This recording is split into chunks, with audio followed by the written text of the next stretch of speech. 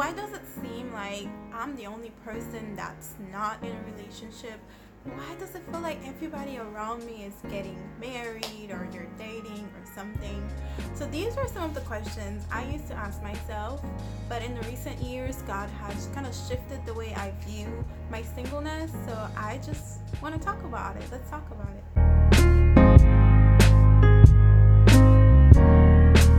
Hi, my name is Cynthia from Precious Heart, where we talk about faith, singleness, relationships, and more. And we're talking today about something that's a very, interesting topic, and it seems to be one of my favorite topics lately.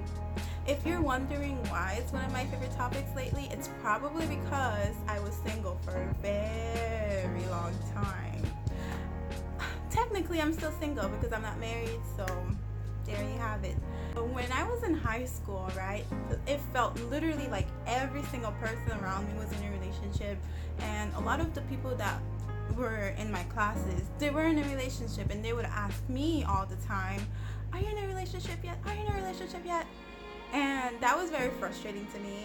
But the worst thing was the fact that they wouldn't stop asking me. It just really bothered me, and I started making up excuses as to why I'm not in a relationship. I would say things like, "Oh, I want to focus on my education," or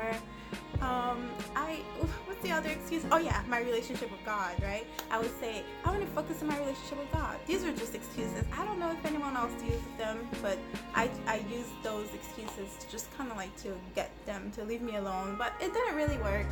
Anyways, it was tough, okay? And I can imagine now how tough it is to be single, and I don't understand why people don't leave you alone. But anyways, the thing about me is that, like, I would have dated somebody if I had met the right person, if I had met someone that I didn't mind, really being with. I just didn't want to settle. Even though I was like 16, I was pretty young at that time, but and they wouldn't stop bothering me.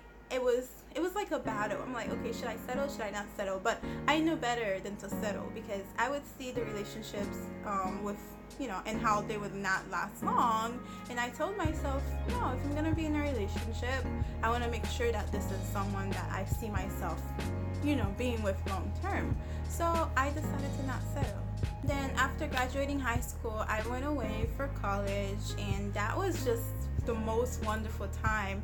Not because I was away from my family, but it was just a wonderful time because I really got to enjoy my singleness. I really got to understand what being single is all about.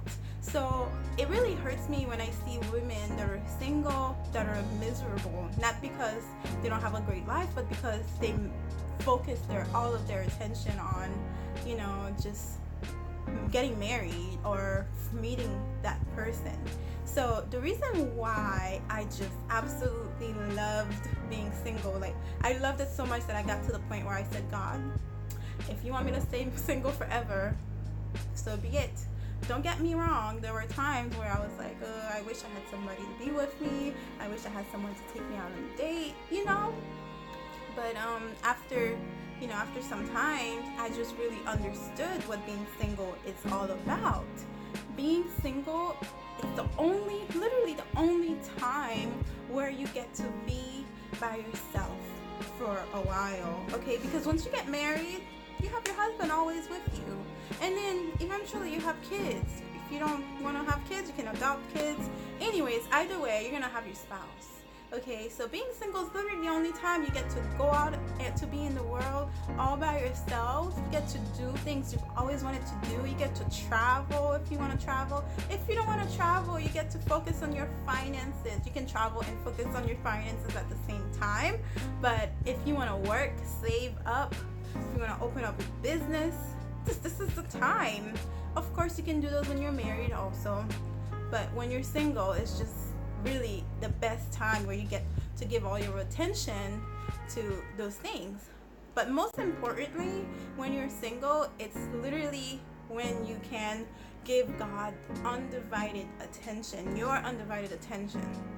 I have a scripture here that's from Paul, right? Let me just pull it up for you.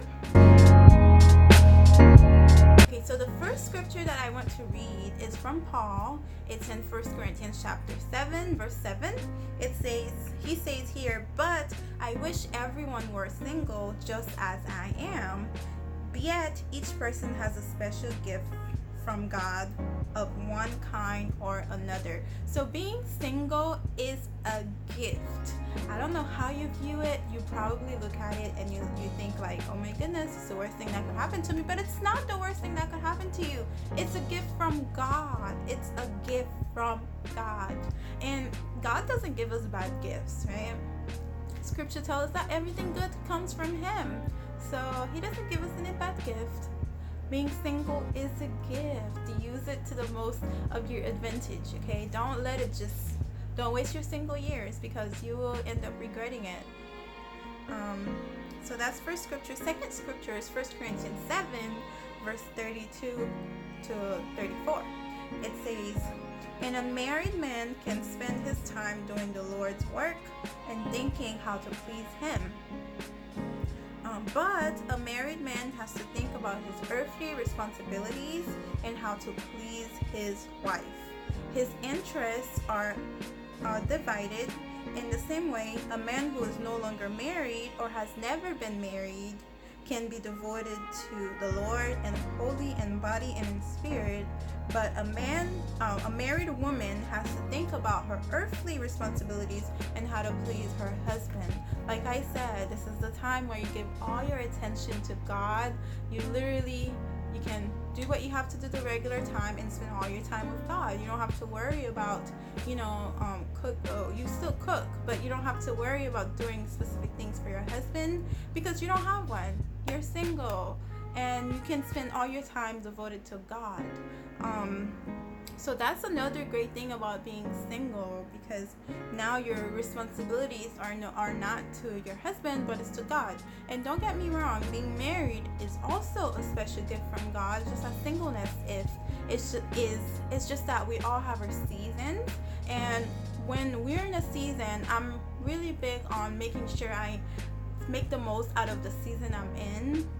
And we go through different seasons in life, but singleness is a season for most of us, and for some it's not. So for some of us, it's something that goes on for the rest of our lives, and that's a gift as well. So yeah, there you have it. Singleness is a gift. It's something we should be enjoying. We should be changing the way we think about singleness, because no one wants to be in a season and miserable in that season. So why not just make the most out of it? Like, you're gonna get married if this is what God has for you. So when you get married, enjoy it. But now that you're single, enjoy it also. This is coming from the girl who was single for years, all high school. I got into my first, relationship when I graduated college. So trust me, enjoy your singleness. You will not regret it. You will thank God that you enjoyed it. Not only will you get to know yourself better, it will literally, I know I say literally a lot, it will really help you when you start dating or start being in a relationship, because you will know yourself so well. You will know your passions. You will know that you'll know all about your personality. You'll know all about the things you like, the things you don't like. It's just an awesome time to be alive, okay, single people? Okay. All right. God bless you all. Again, if you have not subscribed, if you haven't subscribed, take a break and just subscribe down below. Okay? I think right there. Subscribe. Thank you. Until next time.